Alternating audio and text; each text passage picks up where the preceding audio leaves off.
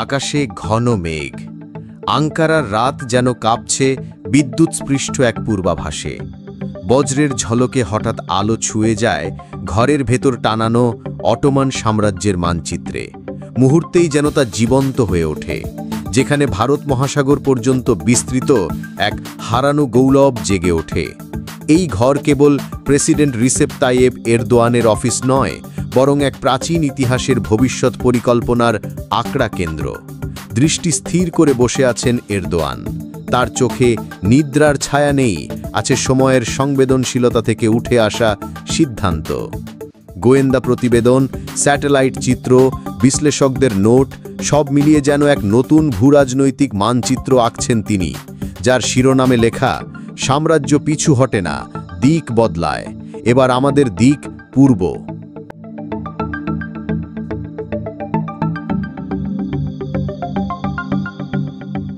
বাংলাদেশে পাঠানো হয়েছে তুরস্কের এক উচ্চ পর্যায়ের প্রতিনিধি দল। এটি কেবল একটি কূটনৈতিক সফর নয়, বরং ইতিহাসের পুনরাবৃত্তির মতোই গভীর তাৎপর্যপূর্ণ। যেন বা বাবর হুমায়ুনের জাগতাই তুর্কি আত্মা ফিরে এসেছে নতুন রূপে। দক্ষিণ এশিয়া হয়ে উঠছে তুরস্কের নতুন কৌশলগত মঞ্চ।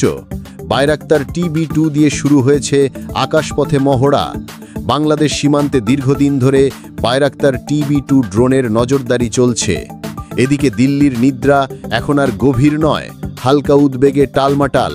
পাকিস্তান, মালদ্বীপ ও বাংলাদেশ, তিন দিক থেকে এক অদৃশ্য কৌশলগত বৃত্তে বন্দী হতে চলেছে ভারত।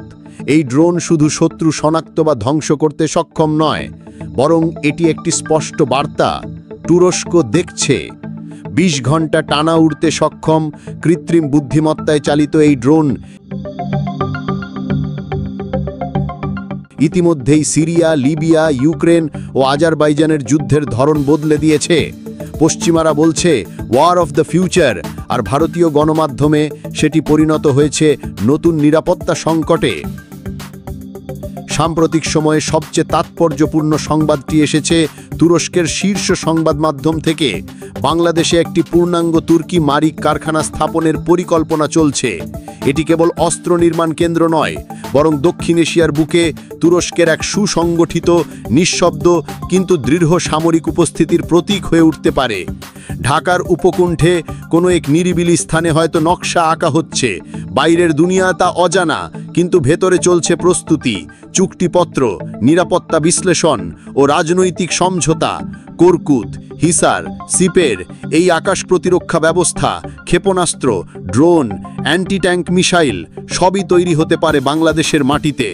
8ই জুলাই ঢাকায় পা রেখেছেন তুরস্কের প্রতিরক্ষা শিল্প সংস্থা SSB এর চেয়ারম্যান অধ্যাপক হালুক গোরগুন। এই সফর কেবল আনুষ্ঠানিক সাক্ষাৎ নয়, বরং হতে পারে এক নতুন ইতিহাসের গোপন সূচনা। একটা সময় হয়তো খুব কাছেই, যখন উল্লেখযোগ্য সংখ্যক মারিক যন্ত্রে লেখা থাকবে মেড ইন বাংলাদেশ। তুরস্কের উদ্দেশ্য স্পষ্ট, বাংলাদেশকে কেবল গ্রাহক নয়, এক শক্তিশালী কৌশলগত অংশীদার বানানো। বাংলাদেশের জন্য এটি এক ঐতিহাসিক মোড়। এই প্রথমবারের মতো সে নিজস্ব প্রতিরক্ষা ভবিষ্যৎ নিজ হাতে গড়তে চলেছে। এর মানে কেবল নিরাপত্তা নয়, রপ্তানি, প্রযুক্তি দক্ষতা ও জাতীয় আত্মবিশ্বাসও। এতদিন বাংলাদেশের আকাশ প্রতিরক্ষা প্রায় উপেক্ষিতই ছিল। রাজনৈতিক পক্ষপাত, আমলাতান্ত্রিক জটিলতা এবং ভারতপন্থী গোষ্ঠীর চাপ সম্ভাবনাগুলোকে বারবার স্তব্ধ করেছে। অনেক সম্ভাব্য চুক্তি শেষ মুহূর্তে বাতিল হয়েছে বিদেশি চাপ কিংবা অভ্যন্তরীণ দালাল চক্রের কারণে। কিন্তু সময় বদলেছে। প্রফেসর ইউনুসের অন্তর্বর্তী সরকারের আওতায় বাংলাদেশ বলছে, শির দ্বারা আর বাঁকানো নয়।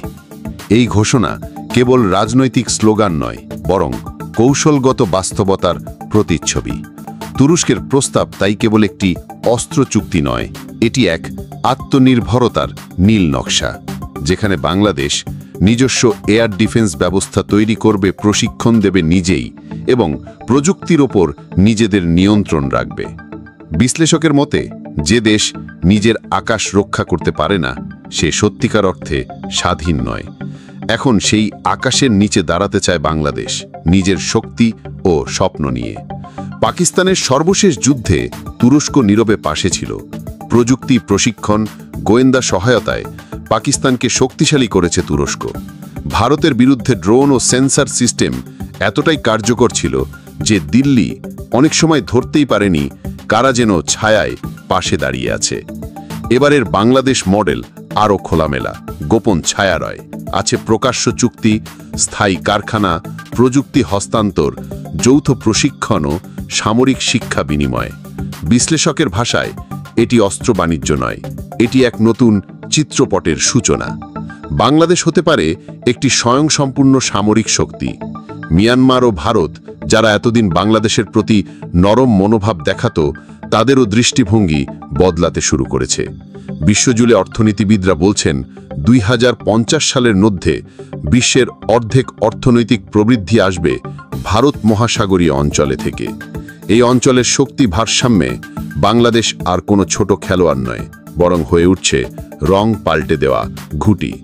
তুরস্ক মালদ্বীপের নৌঘাঁটি, পাকিস্তানের সামরিক সহায়তা এবং এখন বাংলাদেশে সামরিক বিনিয়োগের মাধ্যমে এগোচ্ছে এক নীরব বিপ্লবের পথে। তাদের মতে এখন ব্যবস্থা না নিলে ভারত ও চীন ভবিষ্যতে পুরো অঞ্চল নিয়ন্ত্রণে নিয়ে নেবে।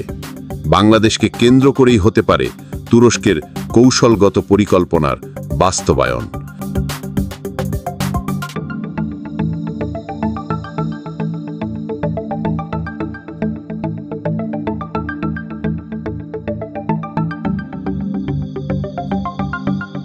বঙ্গোপসাগরের তীরে এক আত্মনির্ভরশীল বাংলাদেশ মানেই শুধু নিরাপত্তা নয়, বরং এক ভবিষ্যৎ অর্থনৈতিক জোটের মূল স্তম্ভ।